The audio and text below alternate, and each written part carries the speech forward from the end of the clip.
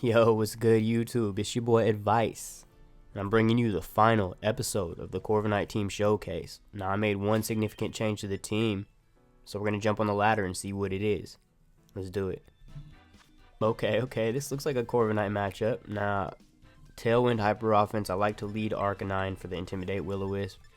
Iron Mike is really good into this team, besides the Great Tusk, so we'll go Lloyd Banks in the back, and then I think I'm going to round the team out with Slifer. Yeah, it hits everything pretty hard. And Bundle could be cool here, but I think in general Slifer's better into most of these mons. Now, I adjusted the team. I made Arcanine Jolly with Flare Blitz instead of Modest Overheat, and it's basically to deal with Great Tusk and Goldango. I wanted to make sure that I outsped, their max speed versions of those, so that if Tailwind goes down, I can get the Will-O-Wisp off on Great Tusk without having to use my Grass Terra. I just wanted to make Arcanine a little more consistent, and Flare Blitz doesn't miss like Overheat does. The recoil's annoying, but the chance for burn is a nice trade-off, and it hits Flutter mains a lot harder as well. Okay, this is not the lead I was expecting in Bundle and Bonnet, but it's not terrible either. Now, I did get an Intimidate off on Brute Bonnet, but I want to preserve Arcanine to intimidate the Roaring Moon and potential Great Tusk. I can switch into Corviknight here because I got Lumberry. And I could go for the Fake Out, but I think it's better to hide it here and just go for a Drain Punch into Bonnet right away. Now, you know what? Bonnet's likely to Terra here to avoid Flare Blitz Drain Punch, so I think I Drain Punch the Bundle. They probably double protect here, but Fake Out just doesn't get me that much here, so hiding it turn 1 might make them more susceptible to it later in the game. If they don't see me use it now, they might assume I don't have it. So they are going to Terra, and it is the Bonnet, and it's Poison type, so Drain Punch would have done nothing. And they just go for an Icy Wind, so they're probably going to Icy Wind and Spore a slot. We at least get the speed drop on Bundle, which is huge for us. Their Life Orb Bundle as well. And they put Iron Hands to sleep, which is okay, because I burned my sleep turn right now, so I could wake up at any moment. That's one of the risks of putting a slower Pokemon to sleep, is now you never know when it's going to wake up and you leave yourself vulnerable. So I'm just going to bulk up here. And, let's check what their switch-ins are. There really isn't a Drain Punch switch-in besides Goldango, and I don't mind sitting in front of Goldango with these two Pokemon, so I am just going to go for the Drain Punch. They shoot the Pump, but Corviknight dodges it. We get off a bulk up.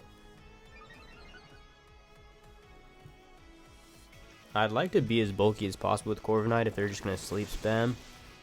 And I'll wake up here to the Lumberry, but if they do bring in Roaring Moon or Great Tusk, this bulk up paired with an Arcanine Intimidate and potential Wisp will give Corviknight a lot of survivability. So I could go for another bulk up, but I think I want to just heat check and get some damage off on Brute Bonnet. And we'll try to wake up and Drain Punch this Bundle. This is the third turn of sleep, so good chance we wake up. Freeze Dry with Life Orb really doesn't do that much. And neither does Brave Bird, so it's a pretty defensive Brute Bonnet, just really meant to be a Spore Bot, it would seem. And Roost probably would have been a better play there, but the damage on Bonnet is nice. And Iron Hands does wake up, so we will eliminate Bundle. All things considered, trading most of my health on Corviknight for Bundle is not a bad trade.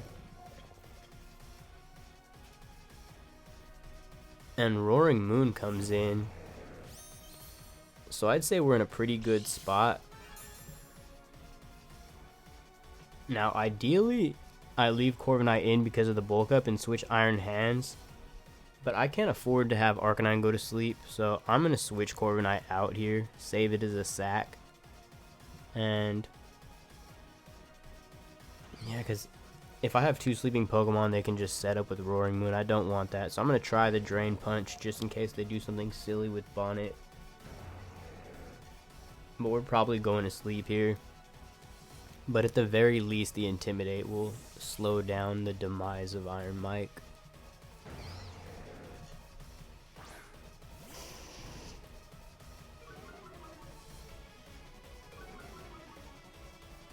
Umbreon would have been really nice in this game to get a taunt off onto the Bonnet. And they do Spore Iron Mike, but we're in the same situation we were last time where Iron Mike is basically a ticking time bomb. Could wake up at any minute and pick up a KO on that Roaring Moon, so that Roaring Moon was attack boosting, so it's probably adamant, so getting another Intimidate on it would be nice. I'm just going to sack Corviknight here, and we just pray we don't get a 3-turn sleep and go for another Drain Punch.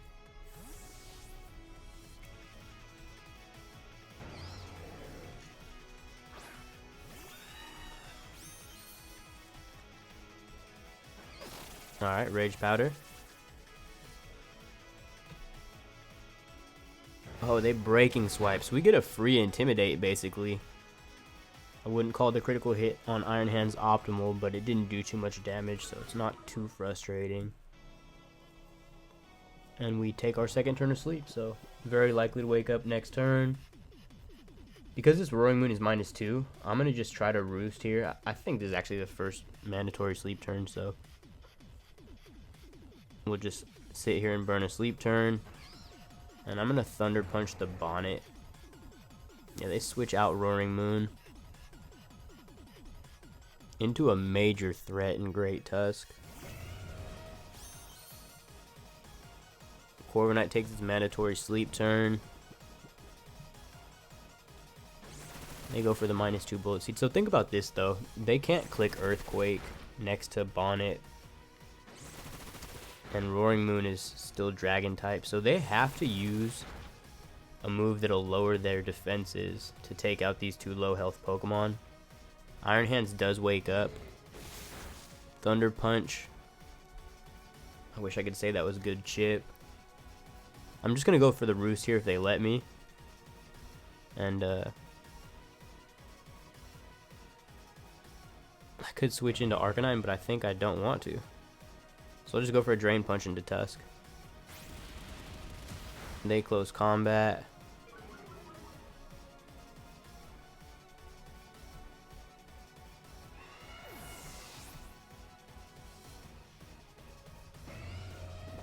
And they put Iron Mike back to sleep for the 3rd time this battle. But I mean, on a positive note, it did KO the bundle. And it's been sitting here just taking damage, forcing them to commit turns to it. So I'd say it had a lot of value so far in this battle. I'm going to go into Roaring Moon. I am threatening the KO on either of these Pokemon. Unless that's Sash Great Tusk, in which case I do have extreme speed to pick it off. I'm going to go Terra Flying, and I'm going to take out the Bonnet and switch in Arcanine.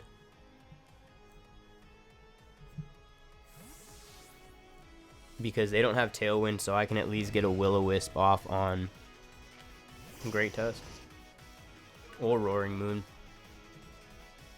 Okay, we do see they are Clear Amulet, so that means that next turn, if I still have Roaring Moon, I am free to KO Great Tusk with an Acrobatics.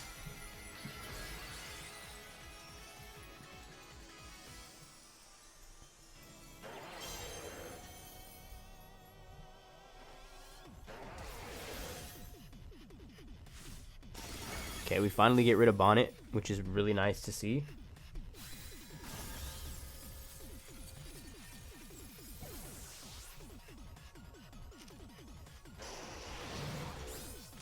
And that's the end of Arcanine, so on one hand we don't get the Will-O-Wisp on Great Tusk, but it's now at -2 defense, so Acrobatics will 100% pick it up.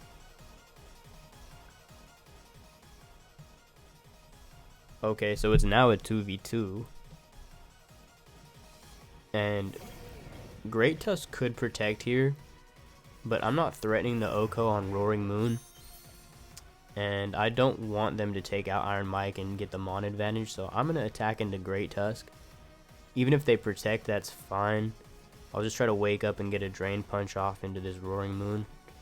Yeah, they don't protect, so we take out Great Tusk, and now we have the Mon advantage.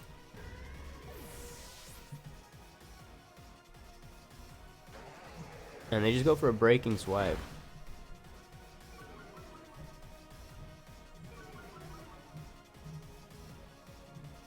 Iron Hands takes its second turn of sleep. I think I just go for the Acrobatics here. See how much damage it does. Drain Punch here. They've already used their Terra, so they're guaranteed to take super effective damage when Iron Mike wakes up. We do just under half. They go for another Breaking Swipe. It looks like another one might KO Iron Hands, so it'd be really nice to wake up here. We don't. 3-turn sleep. Unfortunate.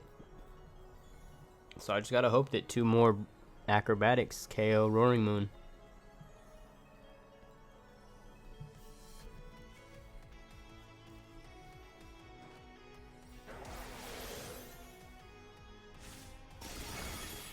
It's close, but they Throat Chop and take out Roaring Moon, so I don't care if I'm -6. Iron Mike is definitely picking up here with the Drain Punch, and I'm guaranteed to wake up.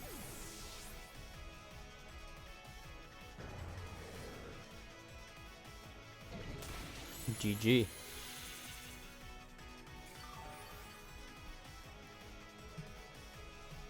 So we took a lot of sleep turns that game, but I have also been one to spam sleep myself, so I can't blame Felipe.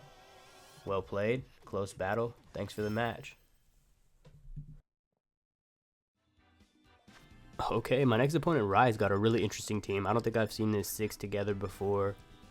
Iron Mike feels like a really good defensive backbone to build a game plan around, and Slifer hits everything really hard. Arcanine's good here for Snarl, Intimidate, Will-O-Wisp. And my last choice is kind of up in the air. I feel like all my Pokemon are pretty good in this match. Maybe Corviknight the least because the Iron Moth.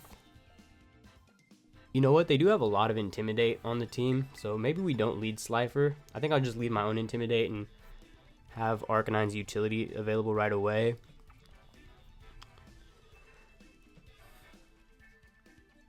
I'm just leaning towards Chip here for more Snarl pressure and foul play into their Arcanine, and I'll go Slifer in the back. I like that. I feel like my team deters Meowscarada from being brought. If I had to guess, I'd say they bring the 4 middle Pokemon, the 2 Intimidators, and then Flutter main Iron Moth. If I can get rid of either Tauros or Arcanine, and then get Roaring Moon onto the field after one of them's gone, I'll have a lot easier time sweeping through with Roaring Moon, not having to deal with double Intimidate. So I'll try to prioritize getting rid of Arcanine. He's the most annoying Pokemon here for Roaring Moon. So that's the game plan. Let's make it happen. Good luck, have fun to my opponent. Interested to see what this team can do.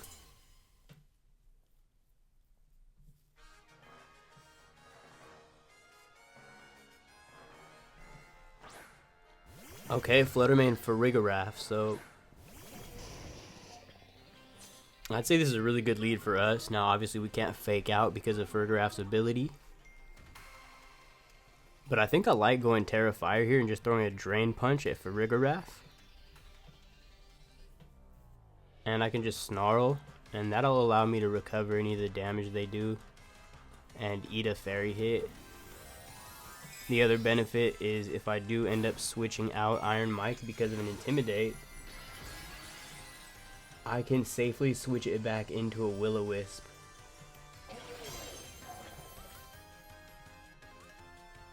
They just go for Helping Hand. And Dazzling Gleam, but we tank. Easy tank. And the next one's going to do way less. Critical hit on Flutter main.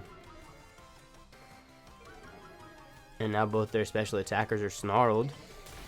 And Drain Punch does huge damage. Great turn 1 for us. What do they have switching wise? I mean, I expect an Intimidator to come in. If I could catch the Tauros on a Thunder Punch, that would be amazing here. And we'll just Flare Blitz the Farigiraf. It has less HP, so I'll take less recoil.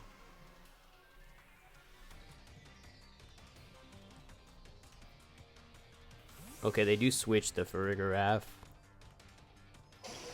into the Tauros, so I called the switch, I just called the slot wrong. But at least we'll take less recoil. Arcanine takes the Shadow Ball nicely. Since I got the Snarl off on Fluttermane, what I probably should have done there was doubled into the Farigiraf with Flare Blitz and Thunder Punch. That way if they did switch the Tauros or the Arcanine into that slot, I would have hit them for pretty good damage. And if they didn't switch that slot out, Flare Blitz would have picked up and the Thunder Punch would have redirected.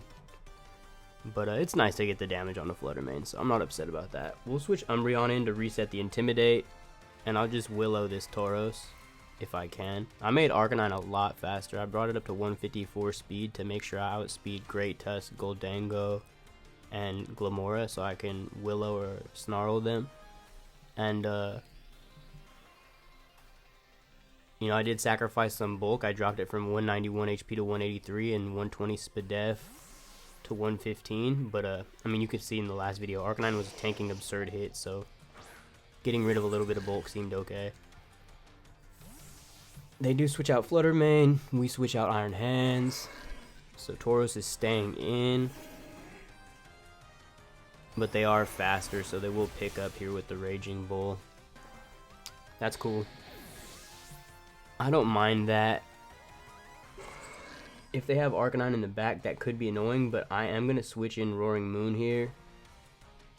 Just while their revealed Intimidator's already out on the field and I'm threatening it with an Acrobatics.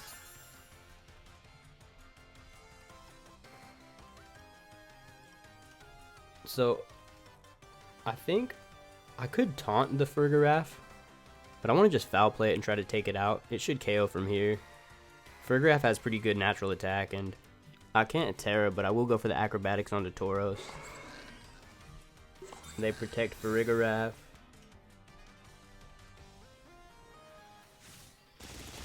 But non-stab Acrobatics is enough to pick up the Tauros, so that's huge for us.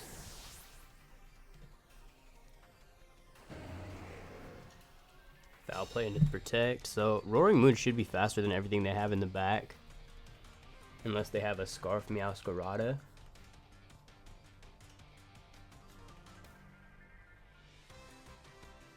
Fluttermane comes back in, so that makes me think that they don't have anything faster. This is tricky because they could be baiting me with the Fluttermane. But I'm willing to take the risk because I don't want to lose Roaring Moon to a Dazzling Gleam. Especially if they use Helping Hand, like the first turn.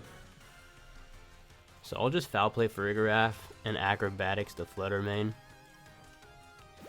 Yep, there's the Helping Hand. And we're not going to get to see what they were clicking, but likely Dazzling Gleam.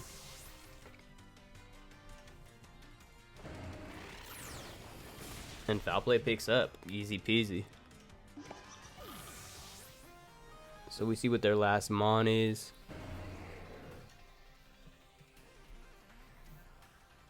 And it's Iron Moth. Okay, they are Booster Energy.